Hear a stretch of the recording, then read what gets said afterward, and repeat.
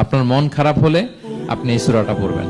আমাদের এরকম অনেক সময় হয় না যে হতাশ, দেয়ালে পিঠ ঠেকে গেছে, কোনো বের হওয়ার রাস্তা নাই, কই যাব, কোথাও সফলতা নাই, সবাই আমাকে ভুল বুঝতেছে, এরকম মাঝে মাঝে হয় না? আমাদের সবার লাইফে আপস এন্ড ডাউনস আছে। আপনি যখন ভারাক্রান্ত হবেন, কষ্টে থাকবেন, এই সূরাটা পড়বেন, দেখবেন যে আপনার ডিপ্রেশন দূর হয়ে গেছে। আল্লাহর হাবিব সাল্লাল্লাহু আলাইহি ওয়াসাল্লাম যখন এরকম ভারাক্রান্ত ছিলেন, চিন্তিত ছিলেন, তখন আল্লাহর হাবিব সাল্লাল্লাহু আলাইহি ওয়াসাল্লামকে চিন্তামুক্ত করবার জন্য আল্লাহ তাআলা এই চমৎকার সূরাটি নাযিল করেছেন। আল্লাহ নাযিল করলেন, আউযু বিল্লাহি মিনাশ শাইতানির রাজিম, বিসমিল্লাহির রহমানির রহিম, ওয়াদ-দুহা ওয়াল-লাইলি ইযা সাজা মা ওয়াদ্দাআকা রাব্বুকা ওয়া মা ক্বালা ওয়ালাল আখিরাতু খায়রুল লাকা মিনাল উলা ওয়ালা সাওফা ইউতিকা রাব্বুকা